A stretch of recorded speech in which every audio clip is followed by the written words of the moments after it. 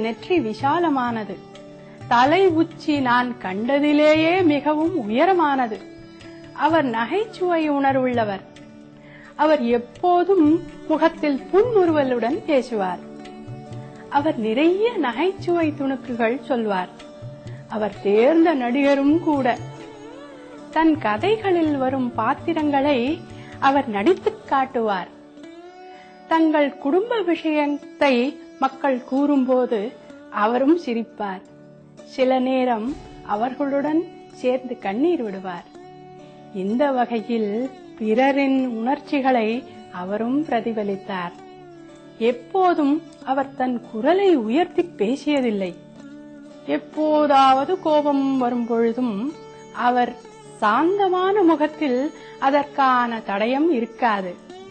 அவருக்கு கோபம் வந்தபோது நீங்கள் அவருடன் பேசினாலும் அமைதியாக தடங்கலின்றி பேசுவார். பகவான் எப்பொழுதும் உள் மன ஒளியை பிரதிபலித்தார். ஒருமுறை ஒரு பக்தர்கள் குழு தீர்த்த யாத்திரைக்கு ஏற்பாடு செய்தது. அவர்கள் பகவானின் பக்தர்களில் ஒருவரான புலவர் முருகனாரிடம் வந்து அவர்களோடு சேர்ந்து கொள்ள விருப்பமா என்று கேட்டார்கள். அதற்கு முருகனார், நான் தன்னை உணர்ந்த சூரியனான பகவானை பார்த்தது முதல் அந்த பிரகாசத்தில் என் கண் பார்வையை இழந்தேன். என்னால் இப்போது என் பகவானை தவிர வேறு எதையும் பார்க்க முடியாது. இது இப்படி இருந்தால் நான் தீர்த்த யாத்திரை வந்து என்ன பயன் என்று பதிலளித்தார். செல்வி தெல்மாரா போல் பகவானை சந்தித்ததை பற்றி எழுதுகின்றார். Finally, I ended up at Sri Aurobindo's at Pondicherry, and someone says, I think you might be looking for Ramana Maharshi in Tiruvannamalai. I said, okay, so I took one of these wonderful buses. And while I was riding on the bus, I'd sort of in a state of reverie, and there appeared to me this beautiful face with these big luminous eyes that look right through you. And so when I got to Ramana Maharshi, there was the same picture, the same face that I had seen in my state of reverie.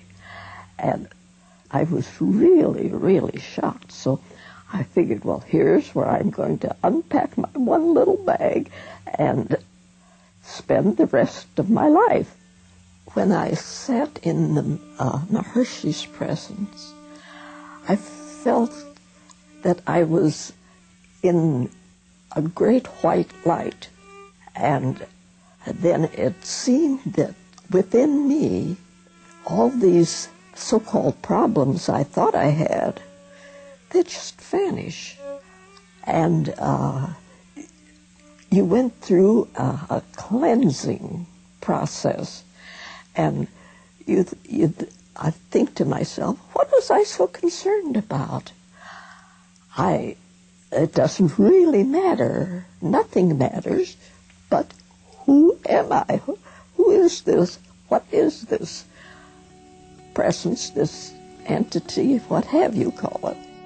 பகவான் ஸ்ரீ ரமண மகரிஷியை பற்றி அவரது குடும்பத்தினர்கள் மூலமும் பக்தர்கள் மூலமும் நாம் மீண்டும் கேட்கலாம். அதுவரை நீங்கள் சுப்ரீம் மாஸ்டர் தொலைக்காட்சியை கண்டு கொண்டிருங்கள்.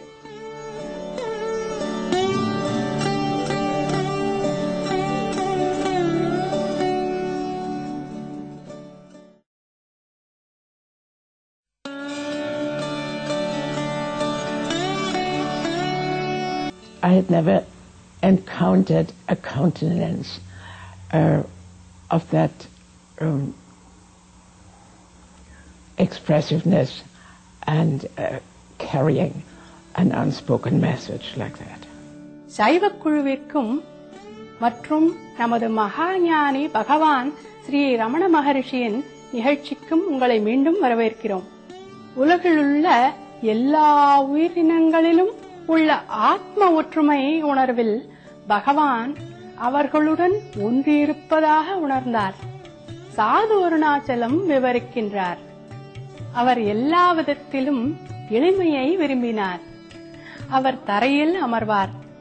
அவருக்கு எந்த விதத்திலும் தனி மரியாதை கொடுப்பதை அவர் அனுமதித்ததில்லை. அவருக்கு விசேஷமாக ஏதாவது மருந்துகளையும் டானிக்குகளையும் கொடுக்கும் போதெல்லாம் தான் மட்டும் அருந்தாமல் அனைவருடனும் பகிர்ந்து கொள்வார்.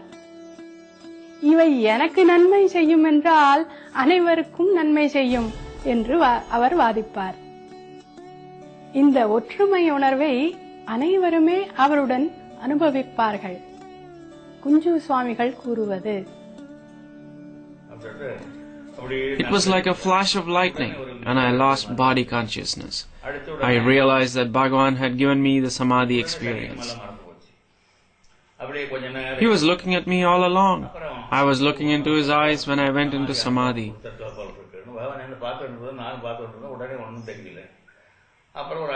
It was then time for lunch. After lunch also I came to Bhagavan's presence. Then by a single look, Bhagavan put me into Samadhi again. Thenceforth, I would immerse myself in that blissful state again and again, oblivious of the body.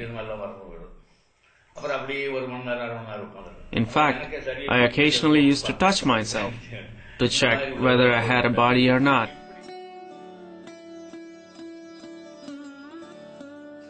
பகவானின் அன்பு அனைத்து உயிரினங்கள் மீதும் இருந்தது. சூரிநாகம்மா ரமணாசிரம கடிதங்களில் இதை பற்றி அநேக சம்பவங்கள் எழுதுகிறார். ஒருமுறை ஆசிரமத்தில் விநியோகிக்கப்பட்ட தின்பண்டங்களின் மேல் உள்ள ஆசையால் சில குரங்குகள் அங்கு வந்தன. பகவான் உதவியாளரை குரங்குகளுக்கும் சிறிது தின்பண்டங்கள் கொடுக்கச் சொன்னார். ஆனால் சமையலறை உதவியாளர் அவைகளுக்கு கொடுக்க போதுமான அளவு இல்லை என்று மறுத்துவிட்டார். பகவான், அவை நம்மை விட அதிக ஆசையுடன் சாப்பிடுகின்றன, அவைகளுக்கு இல்லை என்றால் பிறகு நமக்கு எதற்கு? நான் சாப்பிடும் போது அந்த குழந்தைகள் எப்படி நம்மை ஆவலுடன் பார்க்கின்றன என்று சொன்னார். அதன் பிறகு அவைகளுக்கும் பங்கு கிடைத்தது. பகவான் ஆன்மீக பயிற்சிக்கு சைவமாக இருப்பது அவசியம் என்று மிக தெளிவாகவும் வெளிப்படையாகவும் சொல்லியிருக்கிறார். சாது அருணாச்சலம் குறிப்பிடுகிறார், ஆன்மீக பயிற்சியில் நாம் சாத்வீக உணவு பழக்கத்தையே கடைபிடிப்பதும் மேலும் நன்மக்களோடு கூடுவதும் தலையாய கடமைகள் என்று பகவான் சொல்கின்றார். வேறெந்த நிபந்தனைகளும் இடவில்லை. நாம் உண்ணும் உணவு ஆரோக்கியமாகவும் சைவமாகவும் இருந்தால்தான் அறிவு தெளிவாக இருக்கும் என்று அவர் சொல்வார். அவர் அசைவத்தை கடுமையாக எதிர்த்தார். ஆசிரமத்தில் ஒரு வெண்மயில் இருந்தது. பகவான் அதன் உடலில் இருந்து உண்ணிகளை எடுத்து பேணுவது வழக்கம். அந்த மயிலுக்கு புழுப்பூச்சிகளை கூட உண்ணாமல் சைவ உணவுகளை மட்டும் உண்ணுமாறு பயிற்சி அளித்தார். சுவாமி ராமானந்த சரஸ்வதி, ரமணாசிரம முன்னாள் தலைவர், பகவானின் உடன் பிறந்தவரின் மகன், அன்புடன் நினைவு கூறுகிறார். As a child, I was brought to Tiruvannamalai 2 or 3 times each year to see Bhagwan, my father and grandmother Alagamma, when she was still living. Sometimes I was left in the care of Bhagwan and stayed overnight in the ashram. Like a mother, he would put me to sleep at night and then wake and wash me in the morning. My life flowed on smoothly. I was married in 1929. All my 7 children were brought to Bhagwan soon after their birth, and he was pleased to bless them by giving them their names.